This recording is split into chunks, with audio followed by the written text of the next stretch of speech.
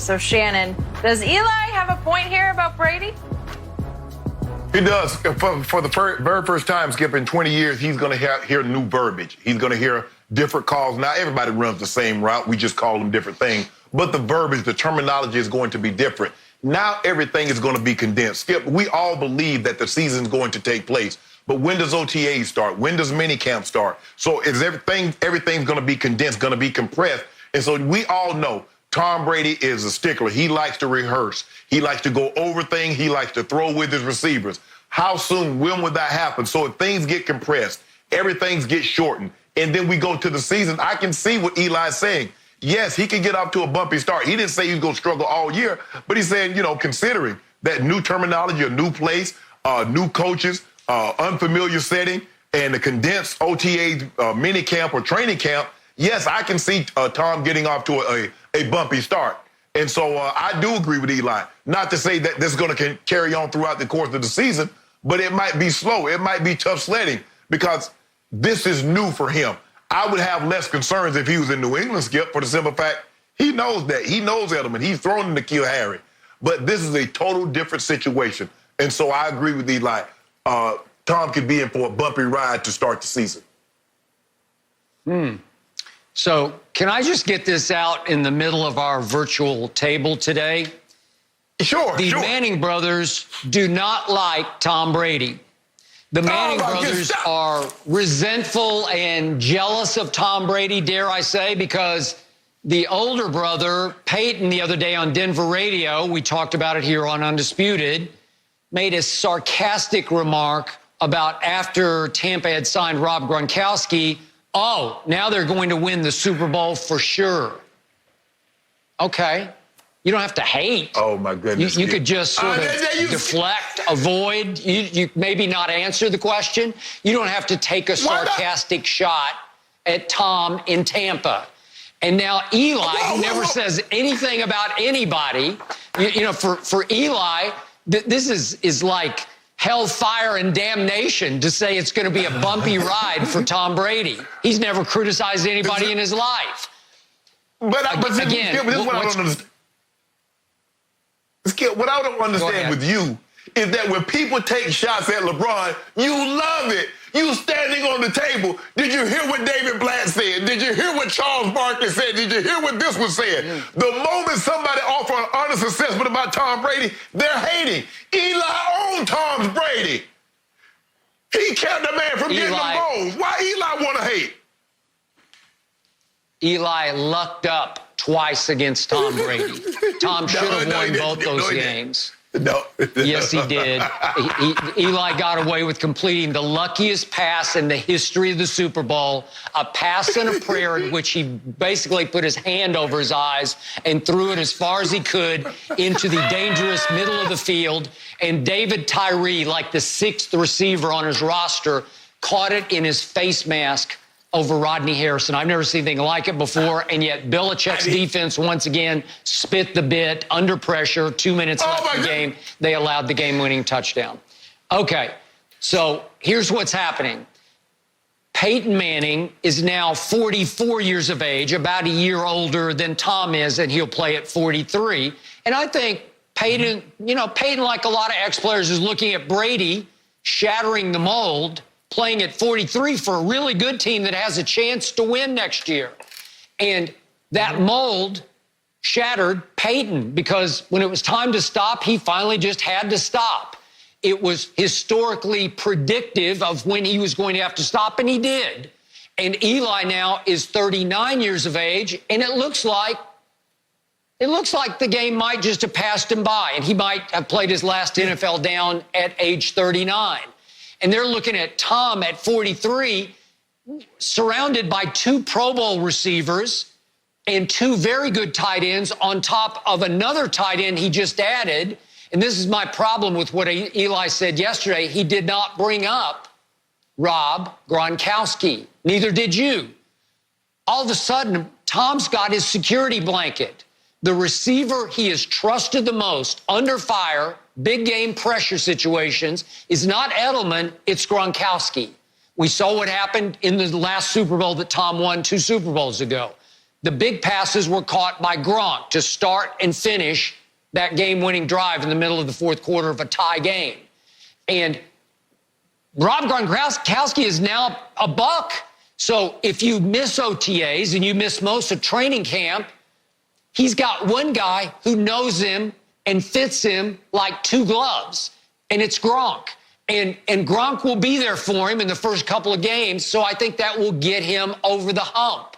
I don't think it will be as bumpy a ride as you think because of that guy and those two Pro Bowl receivers who are both, especially Mike Evans, they're just go up and get the ball kind of receivers, especially Evans. When in doubt, I believe Tom could just throw him some jump balls and it will work.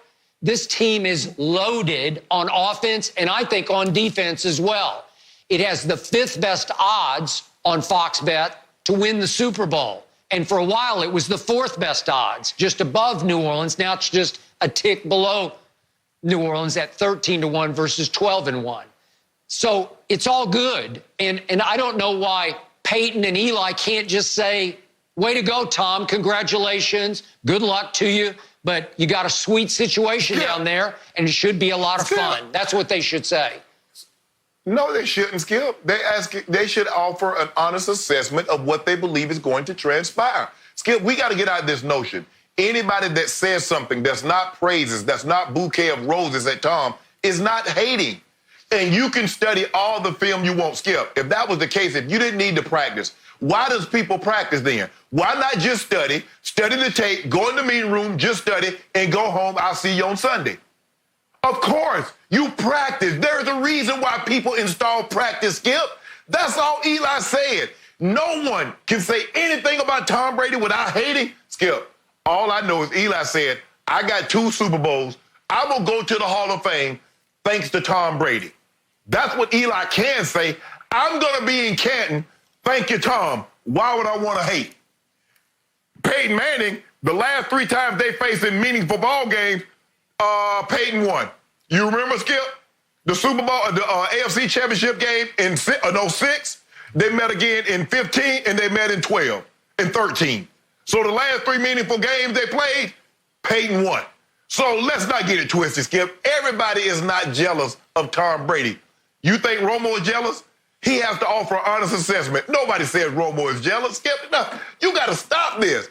But as long as they take shots at LeBron James, ain't nobody jealous. They offer an honest assessment. They played, and, Charles is just so honest, and this one, and yada, yada, yada. David Blatt, he's the winningest international coach in the... Really? That's like saying somebody he's the best American football player out of Germany. Who? What? You got to do it here, Skip Bayless. You got to do it in the big leagues. So, in other words, Eli is just saying, Skip, he didn't say Tom Brady going to stink up the joint. He says it might be bumpy in the beginning because everything's going to get condensed. Tom Brady doesn't know these teammates. And like you said, Tom Brady is not just used to throwing the ball up. Romo could do that. Romo could probably just come in because he threw the ball up to Dez, and Dez would jump up and catch it. Okay, that's his game. That's not Tom Brady's game. Tom Brady's everything is on timing, is on repetition. You be where you're supposed to be. Well, he's going to have to retrain himself because sometimes he's just going to put it up and Mike Evans is going to jump up and catch it. So you need to get that routine down. That's all Eli says, Skip. We got to stop this notion that anytime somebody critiques Tom and it's not, oh, he's the greatest ever, is hate. We have had a parade of ex-players on Undisputed just spew Brady hate, and it comes from a position of jealousy and resentment that he's still going strong and has a chance to go win another Super Bowl at age 43, when all of the rest of you were forced to stop prematurely before you really wanted to. Your body gave out or your heart and mind gave out. You just couldn't stomach the grind anymore. And Tom Brady is on fire to play in Tampa, and he's talking about playing for 5 more years in Tampa. He can play 10. Let me ask you a question, Skip. You don't mind me asking. Of the all-time historically great players, which one is played as well as LeBron in year 17 as LeBron is playing right now? Any of the historically great players, from Kareem to Will all the way back down, name the one that's playing as great as LeBron. Oh, that's right. Charles I Barkley don't didn't care. play We're 17 talking years. about Tom Brady, the GOAT. You see? We're not talking about the phony GOAT. You see We what you did, can't let Skip? him leak into this conversation. He just contaminated a GOAT conversation. Oh, no. You see what you did? See, LeBron James is in year 17, having a historically great season. When people critique him that didn't even make it to year 17, let alone play great in year 17, they didn't play as well as LeBron played in year 14, 15, 16, didn't even make it to 17. They're not jealous. They're just offering their honest opinion. Eli Manning offered an assessment of what he thinks is going to happen, considering that Tom Brady's heard one terminology for 20 years, have had a set of rules in how he do things one way for 20 years. He says, I think it's going to be a little bumpy. Things are going to be condensed, new teammate. Oh, he hating. Whoa, man, he hating on Tom Brady. Stop this, Skip. You perpetuate this bull jive, thinking that anytime someone critiques Tom Brady or critique his play or what they think the assessment of the team's going to be is hate. It is not. People can sometimes tell the truth and it not be hate, okay? But if telling the truth is hate, I'm a hating mofo. A lot of players in the NBA have played longer than 17 years. So let's keep that in perspective. Nobody has played to age 43 at a high level in the National Football League, the high contact game that is pro football. So let's separate the phony GOAT from the GOAT.